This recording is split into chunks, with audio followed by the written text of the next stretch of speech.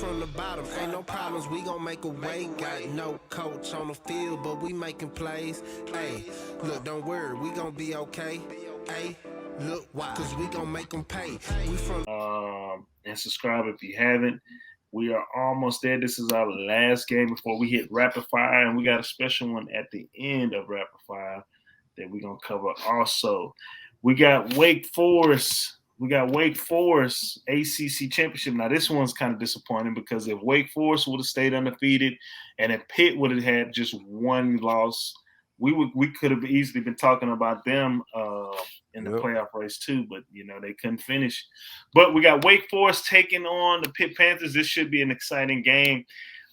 Pitt, they're 10-2 on the year, 9-3 against spread, while the Demon Deacons of Wake Forest are 10-2 on the year as well, 6-6 against the spread. This line opened up in favor of Wake minus 3.5, and right now that line's at -3. But the total opened up at 49. Right now it's at 71.5. So they definitely made an error on that. When they were making that. Had a rookie over there. So Pitt is dealing with some injuries. Wide receiver Mack, he's questionable. Another wide receiver Stovall, he's questionable as well. Pickett, he's probable for this game with the flu. Running back Davis, he left the team. Wow, didn't know that.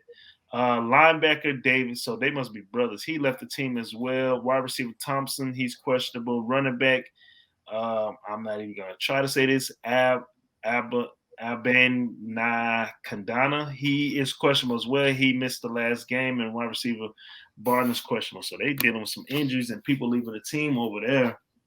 Wake Forest, Hardiman, the defensive back, he's questionable, and Garnes, he's questionable as well. Pitt's coming off a 31-14 victory against Syracuse, while Wake Forest is coming off a 41-10 victory against Boston College. Let's get to these actual factuals. The Panthers 7-2 against the spread last 9 games. The overs hit 15 out of last 20. They're 8-1 straight of last 9 games, 4-1 straight of last 5 games this season, 8-1 straight of last 9 games against the ACC conference opponent. And the overs hit 4 out of the last 6 when playing against an Atlantic Division opponent. Wake Forest, actual factuals, 4-2 against the spread in last 6 games. The overs hit 6 out of last 8.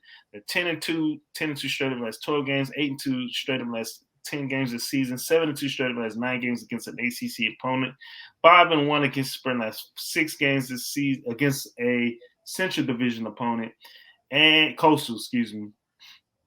And the overs hit 6 out of the last 8 whenever Wake Forest is playing on a Saturday. And the overs also hit 4 out of the last 5 when Wake Forest is an underdog. So, Pitt Panthers taking on the Wake. This is kind of your team versus my team because you follow Pitt a lot and I've been following this Wake team. Marley, what's your play?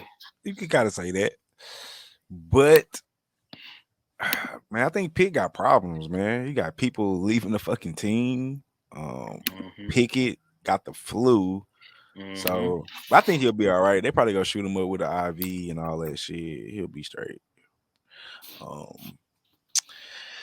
Man, I really want to take Pickett in my squad, but the injury report with people leaving, that got me concerned. And I went back and looked at Wake Forest losses.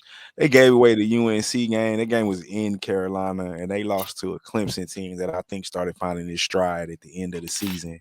And the defense has always been good. Pitt's defense has been struggling, I think, since that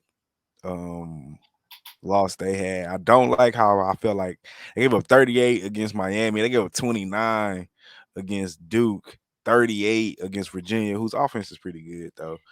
I think I like Wake here, coach, and I like Wake to win outright on the money line. I just think Pitt got issues, especially with the running back being hurt. I'm not gonna try to say his name either, and I'm normally pretty good at saying names, but him being banged up, Pickett being probable, Wake Forest offense will continue to score. I would take the over, but 71 is a lot of damn points. I do think they get over that, but I'm taking Wake money line.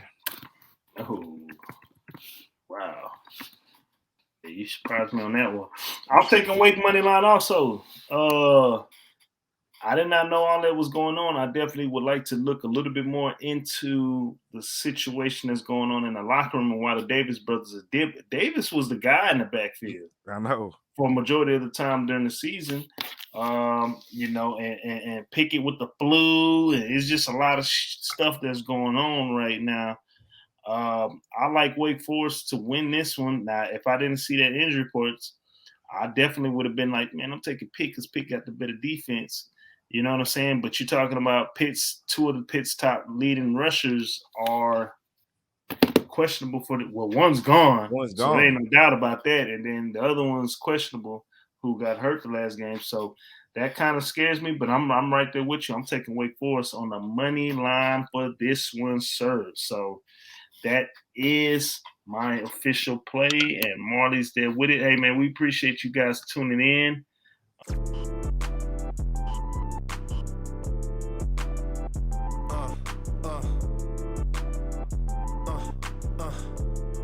Check it out.